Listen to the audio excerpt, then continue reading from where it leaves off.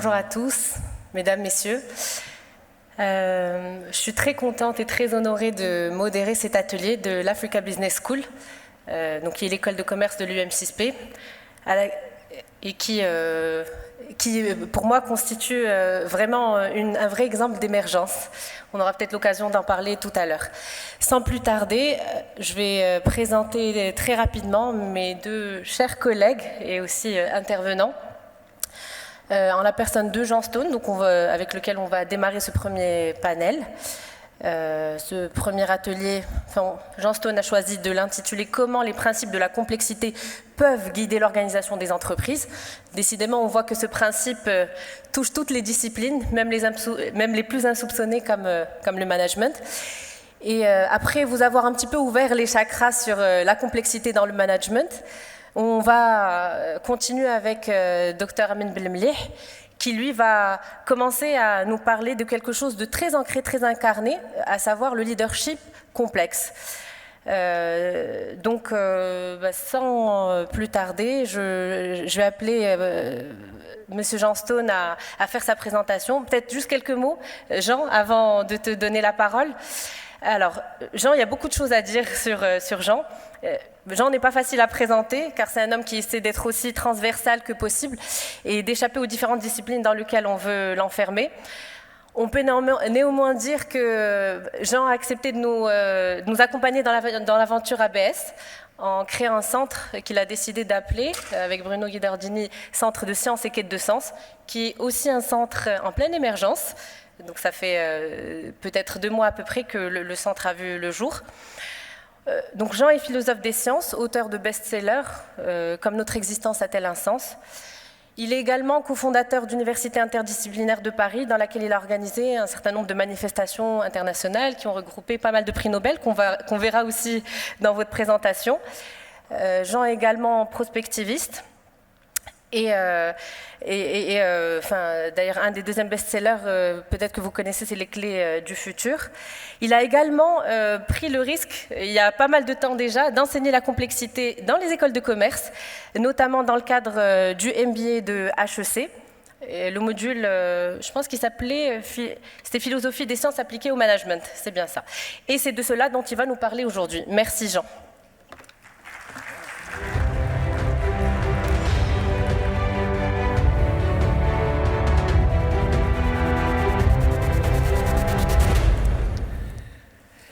Bonjour à tous. Donc, effectivement, après, j'ai eu l'honneur d'être invité aux 2 premières semaines de la science et pour mon intervention dans cette 3e, je vais être très concret. Je vais parler de cas pratiques autour de ce thème de complexité et management.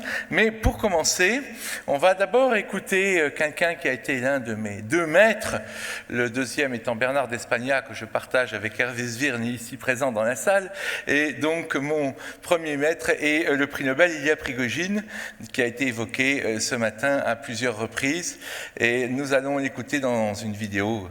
Ce sont des vidéos que j'ai filmées moi-même. La première chose que nous devons comprendre, c'est la dynamique de ces phénomènes.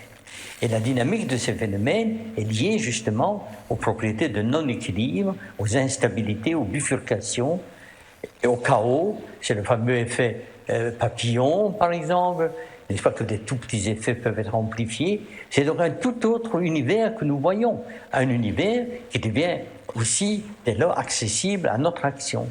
Au fond, la vision classique était une vision qui semblait être extrêmement ambitieuse, mais qui n'était que, je dirais, d'une certaine manière, qu'une chimère intellectuelle. C'était l'idée de la certitude et de la toute puissance de l'homme. C'est pour ça que l'idée de la certitude était tellement populaire, parce que d'un côté, comme Leibniz l'avait écrit et répété, elle nous rendait semblables à un Dieu, parce que pour Dieu aussi, il n'y a pas d'incertitude, tout est certain.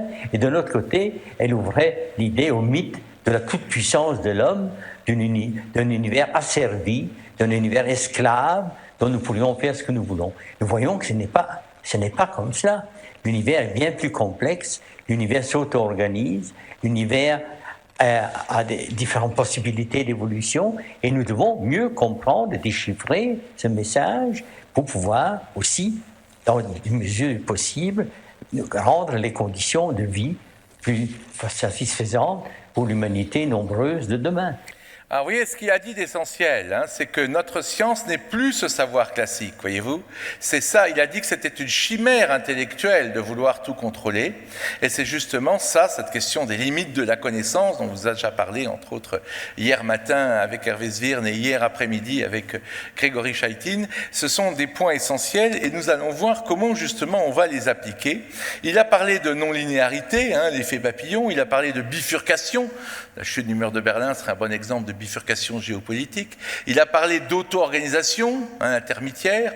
Avec certains intervenants, j'ai parlé de Jean-Louis de Neubourg qui a étudié les termites dans l'équipe de Prigogine, parce que justement les termites c'est un système auto-organisé, sans chef et qui produit pourtant des résultats étonnants. Nous avons entendu parler également des cercles autocatalytiques hein, dans les interventions précédentes, et le feedback c'est une forme de rétroaction, c'est un sous-cercle autocatalytique. Par exemple, vous voyez, un cercle autocatalytique, c'est quand une entreprise fait quelque chose qui renforce une entreprise, qui renforce une autre. Par exemple, Google qui donne Android à des constructeurs hein, de téléphones portables, qui vont donner les codes à des développeurs, qui vont faire que le monde Android va être plus riche que le monde Apple. Vous voyez, c'est un cercle qui s'auto-renforce. Voilà. Ça, c'est ce genre, évidemment, de choses, si on les met en place, qui peuvent être très fortes. Alors, l'idée de mon intervention est très simple. Tous ces concepts-là, on va les retrouver dans l'entreprise, dans un instant, mais d'abord il faut voir dans quel monde, pourquoi le monde est aussi complexe. Eh bien, une des clés de ce monde complexe est donnée par cet homme qui est mort bien avant qu'Internet existe et qui disait, voilà, il y a l'invention de l'écriture, puis il y a 500 ans, il y a l'invention de l'imprimerie, et il est mort bien avant Internet, mais il a dit, il y aura l'invention de médias interactifs qui iront dans les deux sens, parce que la télé et la radio, c'est que des journaux et des livres que vous lisez en temps réel. Vous voyez, c'est pas innovant, ça va dans un seul sens.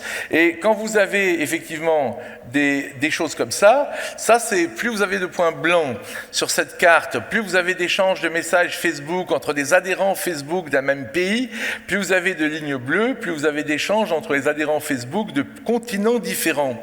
Eh bien, des cartes comme ça, vous en avez pour Facebook, mais aussi pour Instagram, pour tous les prestataires Internet de réseaux sociaux de ce genre. Et la grande idée, ce que Prigogine m'avait dit, les gens, vous verrez, et il m'a dit ça il y a longtemps, dans 20 ans, mes idées s'appliqueront beaucoup plus qu'aujourd'hui, parce que plus il y a d'interaction entre les membres d'un système, plus les termes que nous avons vus, l'auto-organisation, le chaos, la bifurcation, les cercles autocatalytiques, plus cela, ça s'applique. Et les interactions entre nous, membres du système Terre, eh bien vous les avez à l'écran. Et elles existent pour, je vous dis, pas seulement pour Facebook, mais pour tout le monde. Et donc elles ont augmenté d'un facteur 1000 depuis 20 ans. Donc voilà le grand secret.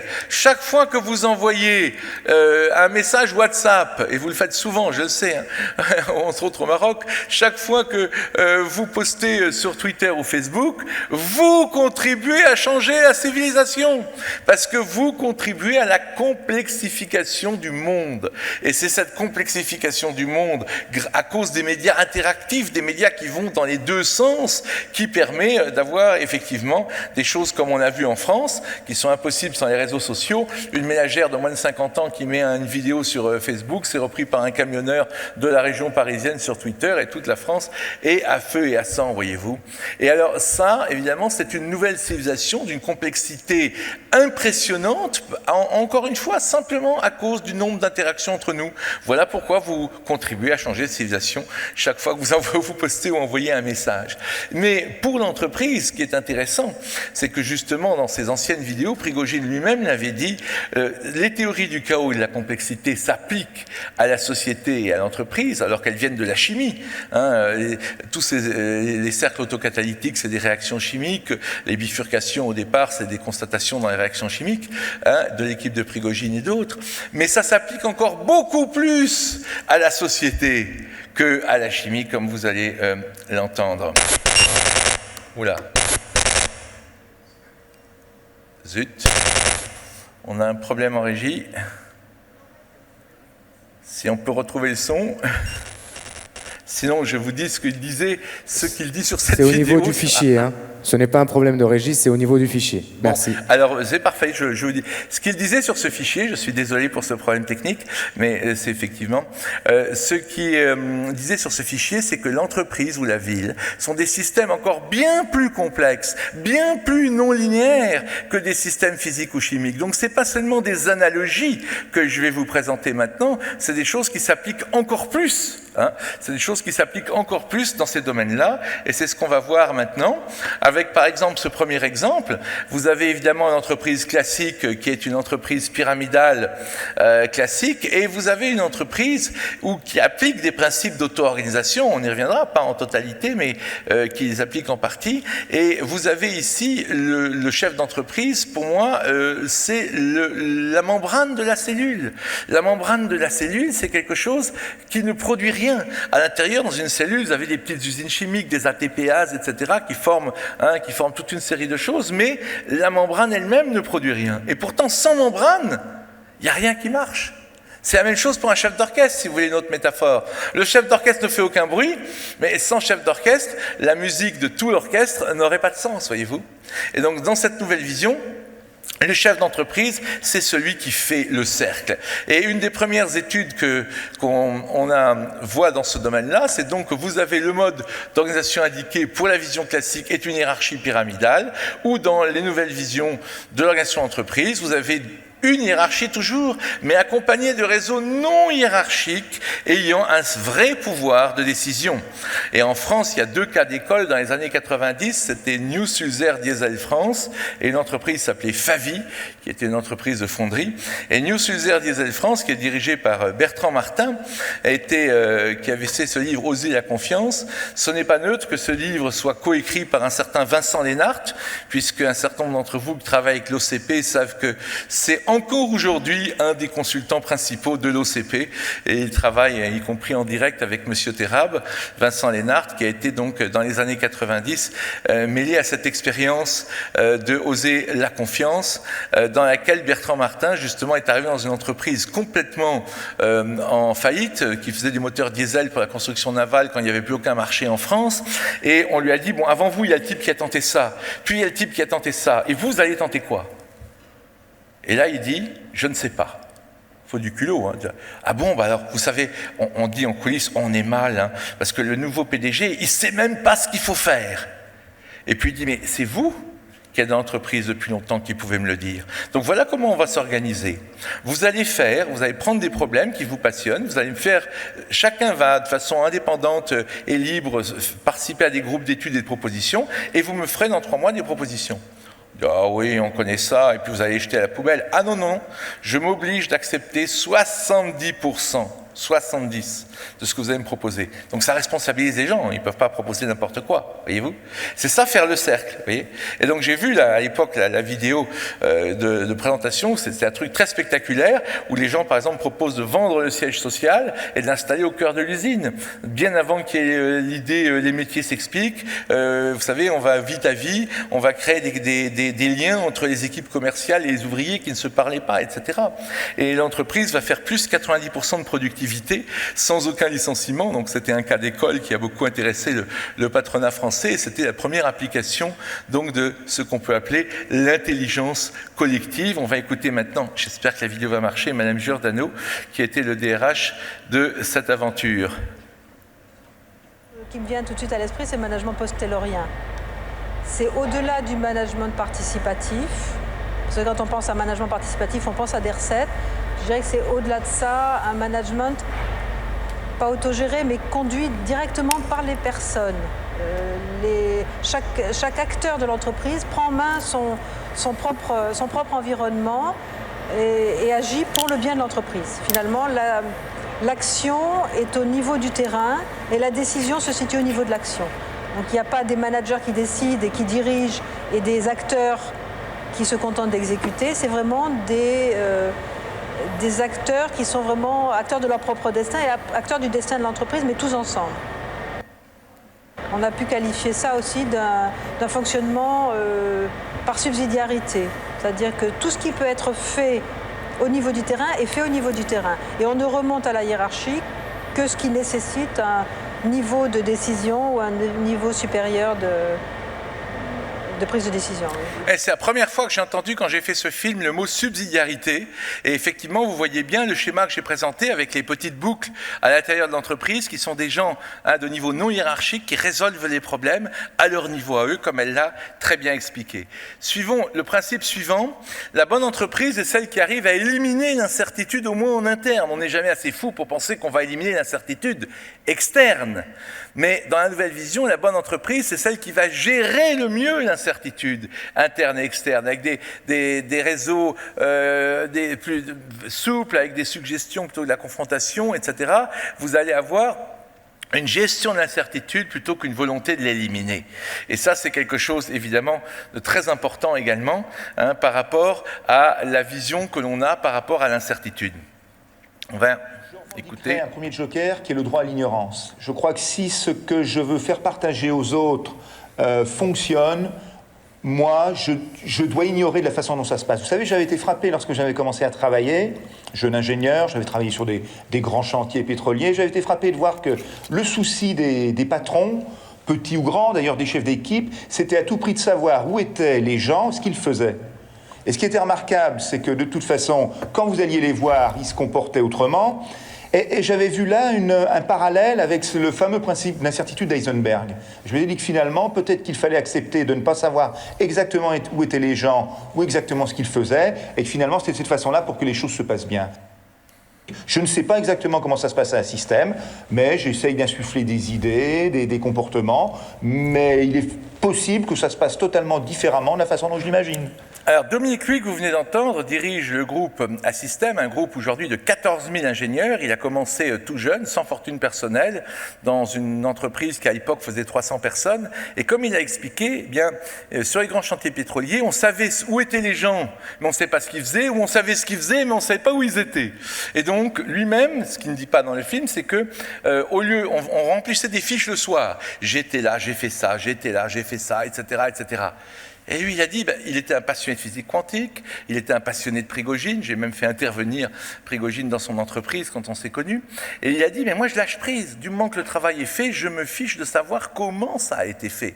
Si quelque chose est vrai pour une particule élémentaire, qu'on ne peut pas connaître à la fois la position et la vitesse, c'est encore beaucoup plus vrai pour un être humain. Voilà un exemple comment on manage l'incertitude au lieu d'essayer de l'éliminer, comme dans la structure classique, en faisant des fiches pour les gens, etc. Et c'est parce qu'il a été capable de lâcher prise, qu'il est devenu plus performant que ses collègues, qu'il a pu racheter sans aucune fortune personnelle cette petite entreprise dont il a fait l'un des leaders européens de ce qui est, c'est en fait une espèce de intérim de luxe, puisque quand Airbus a besoin de 1000 ingénieurs, ils ne vont pas les embaucher pour les licencier après, ils les empruntent à un système pour 3 ans et après ils vont dans d'autres endroits et ainsi de suite, voyez. Voilà, donc ça c'est quelqu'un qui a totalement appliqué à la base même de sa réussite, les idées de complexité et de nouveaux paradigmes scientifiques. Et je peux témoigner, l'ayant accompagné depuis 30 ans, que c'est ce qui a, entre autres, pas uniquement, mais permis justement sa réussite. Et le principe suivant, c'est la bifurcation, le changement brutal d'état d'équilibre, comme la chute du mur de Berlin, c'est une bifurcation. Et évidemment, dans l'entreprise, on est mal parce qu'on est formé à la linéarité. Quand on est dans des périodes là où on saute d'un niveau d'équilibre à un autre brutalement, alors dans ces moments-là, on ne peut pas savoir exactement où on va aller. Mais ça ne veut pas dire que tout fout le camp. Vous avez les moyens d'orienter vers le bas ou vers le haut. Vous pouvez tirer sur certains leviers pour que l'entreprise aille plutôt mieux, ou au contraire que ça aille moins bien. Vous voyez ? Et c'est ça mon troisième principe de management. L'entreprise en vision classique évolue de façon linéaire, stable, prévisible et contrôlable. Ou alors, en vision nouvelle, elle évolue de façon non linéaire, avec des sauts, des bifurcations qui peuvent être pilotés, mais qui ne peuvent pas être prédéterminés à l'avance. Donc là aussi, un lâcher-prise est nécessaire. Là aussi, il faut savoir gouverner une organisation en disant, bon, je vais essayer d'aller par là, mais je ne sais pas exactement où on va aller, mais je pense que si je fais ça, j'irai dans la bonne direction, voyez-vous, plutôt que, effectivement, d'être dans la vision classique qu'on appelle, comme vous le savez certainement, le command and control. Voyez ? Là, c'est une façon de voir l'entreprise qui est différente en vision classique et en vision nouvelle. Dans la vision classique, on la regarde, excusez-moi, comme un cadavre que l'on dissèque. Il y a le poumon, il y a le foie, il y a les reins, il y a le cœur, et voilà, et puis on a disséqué. Bon. Dans la vision nouvelle, on la regarde comme un ensemble de flux, des flux d'argent. Vous voyez, c'est la vision en bleu, c'est pas très bien dessiné, mais vous le voyez là. La vision en bleu, là, carré, c'est la vision cadavre qu'on dissèque. Il y a des cartes détaillées d'activité, et puis il y a la comptabilité, le stock, les commerciaux, etc. Tandis que dans la vision dynamique, eh bien, on a des flux d'énergie, de matière, de finances, d'informations qui traversent l'entreprise, et l'entreprise, c'est le petit cercle bleu, voyez-vous. Et quand Dominique Louis vous a dit tout à l'heure, et je l'ai validé avec lui, je ne sais pas exactement comment ça se passe à un système. Hein. Ça ne veut pas dire qu'il contrôle rien. Ça veut dire qu'il regarde ce qui rentre dans sa boîte en termes de matière, de finances, d'informations, d'énergie, et ce qui sort. Et si ce qui sort n'est pas supérieur à ce qui rentre, bah c'est qu'on a un gros problème, les amis. Et là, je le dirai dans un instant, il y a la théorie du zigzag. Il faut savoir parfois zigzaguer à bon escient, pas toujours appliquer les principes des idées nouvelles. Ce serait justement trop simple de faire uniquement les idées nouvelles et savoir revenir en arrière. On va l'écouter ici maintenant. Hop, le son. Je me suis intéressé à l'entreprise, bien sûr. J'ai cherché à me former, à savoir quels étaient, j'allais dire, les arts et les techniques du management. Et je me suis aperçu que finalement, tout ça reposait sur une vision, j'allais dire, mécaniste, déterministe de l'entreprise. Le but du management était, je crois, et encore souvent, la recherche d'un modèle qui permet d'éradiquer l'incertitude. Et c'est de dire finalement l'entreprise, on doit la découper en tranches, une tranche marketing, une tranche finance, une tranche ressources humaines, et tout ça on le modélise, j'allais dire de façon mathématique, je crois que c'est ça, et en plus aujourd'hui grâce aux ordinateurs on peut mettre ça dans des machines.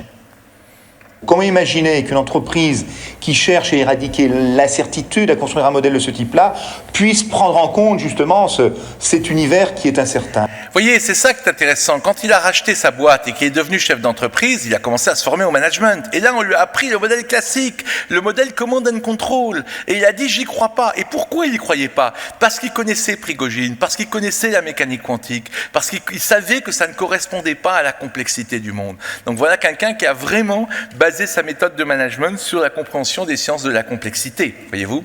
Et un des derniers points, c'est les cercles autocatalytiques. Et là, ça va s'appliquer dans l'entreprise comme ça. Au lieu d'avoir un fonctionnement où chacun est là pour bouffer l'autre, c'est-à-dire le lion bouffe la gazelle parce que la gazelle court moins vite que le lion, ou le lion meurt de faim parce que la gazelle court plus vite, eh bien, même entre concurrents, vous avez la possibilité de faire des cercles catalytiques, c'est-à-dire que la relation classique avec les fournisseurs et distributeurs, c'est du type, je gagne, t'as perdu, ouais, voilà, ou avec les concurrents, c'est je t'ai bouffé. Tandis que dans la vision nouvelle, eh bien, on peut mettre en place des jeux gagnant-gagnant. Je ne sais pas si vous avez vu, mais dans tous les points que j'ai expliqués là, vous avez retrouvé les concepts de base de la complexité que j'ai cités au début. On va écouter maintenant un homme, Serge Feneuil, qui a été à la fois le directeur général du CNRS en France, donc un grand scientifique, et qui a été le DG d'un grand groupe d'entreprises, c'est très rare, Lafarge, qui va nous parler un peu de ça. De faire en sorte que l'organisation, qui reste encore fondamentalement une organisation hiérarchique, trouve d'autres modes de fonctionnement. Travaille le plus possible en réseau, travaille le plus possible avec des hommes à des niveaux divers de la hiérarchie et travaille, j'allais dire, de façon non linéaire.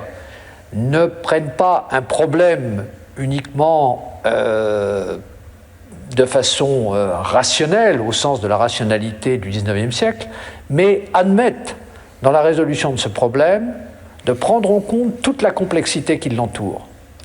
Et c'est là que les sciences de la complexité peuvent aider le management. Pour conduire le changement, le dirigeant doit d'abord comprendre ce qu'est le monde et ne pas se limiter aux visions qu'il a pu acquérir dans sa jeunesse, lorsqu'il était étudiant, et notamment en sachant abandonner les vieux modèles qui nous ont été fournis par la science du XIXe siècle et qui ne correspondent plus à la vision de notre monde d'aujourd'hui. Voilà, vous voyez, on est parti avec Ilya Prigogine qui nous a dit on a changé de monde, on a changé de vision du monde, on n'est plus dans ce monde classique. Et nous terminons avec Serge Feneuil qui lui aussi a été très proche de Prigogine et qui a très bien maîtrisé et connu ses idées et qui nous dit voilà, le dirigeant doit maintenant s'insuffler à lui-même ses idées nouvelles. Le dirigeant doit tenir compte, comme il l'a dit, c'est là où les sciences de la complexité peuvent aider le dirigeant. Et nous l'avons vu avec Dominique Louis et il y en a d'autres comme Monsieur Jourdain faisait de la prose sans le savoir, il y a des managers comme Bertrand Martin, il faisait les sciences de la complexité sans le savoir quand il a mis en branle toute son entreprise en faisant de l'auto-organisation, voyez-vous. Et donc ça, c'est quelque chose dont on peut vraiment méditer aujourd'hui sur l'importance pour les nouvelles entreprises d'intégrer ceci. Et cela d'autant plus que vous avez maintenant ce qu'on appelle, moi je parlais d'intelligence collective, on appelle ça l'entreprise libérée. Vous voyez cette phrase terrible du PDG de Matsushita, nous gagnerons et l'Occident industriel perdra parce que vos entreprises reposent sur le modèle de Taylor. S'agissant de vos esprits, c'est encore pire. Vos patrons se chargent de la réflexion et les ouvriers manient le tournevis. Le monde économique est devenu si complexe et si difficile, la survie des entreprises si périlleuse et pleine de dangers, qu'elle exige la mobilisation au jour le jour de la moindre parcelle d'intelligence. Voyez ? Il a compris ce que nous disons là. Il dit, le monde est de plus en plus complexe. Donc pour l'entreprise, c'est de plus en plus périlleux. Donc il faut mobiliser l'intelligence de tout le monde dans un grand système circulaire et auto-organisé, plutôt que dans un système pyramidal où il y a les sachants au sommet et puis tout le reste, là, la vallée-taille, la pied-taille, vous voyez. Et j'ai mis à côté, sous la pyramide, j'ai mis à côté cette belle phrase de Syntex qui dit que si on veut construire un bateau, eh ben, il ne faut pas donner des consignes précises, dire aux gens ce qu'il faut faire. Il faut leur donner le désir de la mer, et quand ils auront le désir de la mer, ils se débrouilleront pour faire, évidemment, le bateau. Et ça, c'est ce qu'on a appelé, entre autres, reste avec les succès de bouquins comme Gates et Carney, l'entreprise libérée, mais moi, je préfère parler de mise en place de l'intelligence collective. Alors, vous voyez, il y a même Kate Murnigan qui dit « Do nothing et soyez un grand leader ». Attention, je dis toujours, c'est extrêmement difficile de ne rien faire. Bertrand Martin, l'homme qui travaillait avec Vincent Lénart et qui était le PDG de Sulzer, il avait réussi ça. Quand il y avait un problème dans son entreprise, après avoir formé ces gens, vous savez ce qu'il faisait ? Il partait jouer au golf. C'était incroyablement culotté. Mais c'était un message très fort pour dire « Mon travail de leader s'arrête au moment où le problème commence. Parce que je vous ai formé à réagir à des situations de ce genre-là. Et donc maintenant, c'est à vous de jouer. » Mais ça, c'est ne rien faire. C'est un énorme travail. Ça demande de l'empathie. C'est facile de prendre des décisions. Je t'ai viré, je vous embauche. Non, là, il faut de l'empathie. Il faut toute une série de mises en place. C'est du coaching pour créer la créativité des gens autour de vous. Et le dernier point avant de conclure, je vous l'ai déjà dit, c'est que ce serait trop facile de vous dire, vous avez vu que j'ai fait une vision rouge, vision classique en management, et une vision verte, ce serait trop facile, et c'est surtout pas mon discours, de vous dire, il faut passer de la vision classique à la vision nouvelle et tout ira bien. Pourquoi ce serait trop facile ? Parce que ce serait linéaire. Et justement, nous sommes dans un monde de non-linéarité, et j'enseigne la non-linéarité à tous les niveaux, y compris dans le management. Et donc, ce serait évidemment tout à fait anormal de dire, voilà, vous avez le modèle A et vous avez le modèle B, vous passez de A à B, tout ira bien. Non. Il faut savoir zigzaguer à bon escient. C'est ce que je disais quand je vous montrais la petite entreprise en bleu avec les flux d'énergie, de matière, d'information. Il faut savoir aller vers la vision nouvelle, et revenir en arrière à bon escient, et repartir vers la vision nouvelle. Et un grand manager comme ça, je n'ai pas le temps de vous expliquer en détail, mais comme Dominique Louis sait le faire, il a fait au moins 2 ou 3 zigzags dans les 30 dernières années, et c'est assez complexe, c'est le cas de le dire, à faire. Alexandre Gérard, aujourd'hui, il est héritier en France, il est venu d'ailleurs à l'OCP intervenir, et je pense qu'il viendra un jour à l'UM6P, avec ce livre chez Flammarion, Le patron qui ne voulait plus être chef, où cet homme très connu dans les années 90 qui a fait scandale, Ricardo Semler, avec ce livre, il a publié un bouquin dans ce livre en même temps, ce bouquin a été publié en même temps qu'un article dans la Harvard Business Review qui s'appelait Manager sans manager. Ça avait fait scandale à l'époque. Alors maintenant, tout simplement, ce que j'essaie de montrer très rapidement, et en 25 minutes, mais avec des témoignages, c'est l'organisation taylorienne du travail était basée sur la physique de Newton. C'est un grand système déterministe. C'est calqué sur les lois de Newton, l'organisation taylorienne. Regardez, l'homme est une particule élémentaire, Et il y a des lois de l'entreprise qui représentent la gravitation, qui représentent l'électromagnétisme. Donc le monde, ça fonctionne avec des lois et des particules. Eh bien l'homme, ça va être la particule élémentaire avec les lois de l'entreprise. Et ça a été, il ne faut pas cracher dessus, très performant. Ça a été une étape absolument nécessaire du développement de l'humanité. Mais aujourd'hui, cette étape est terminée. Pour se développer dans un monde devenu ultra complexe à cause de l'explosion des interactions entre nous, comme je l'ai expliqué au début, les entreprises doivent suivre ce nouveau paradigme dont Prigogine nous a parlé dès le début de mon intervention. Ces sciences de la complexité et aussi la physique quantique, dont Dominique Lui nous a parlé, qui fournissent certains des concepts nécessaires pour tout cela. Voilà comment on peut faire un lien entre science, complexité, entreprise et management. Je vous remercie.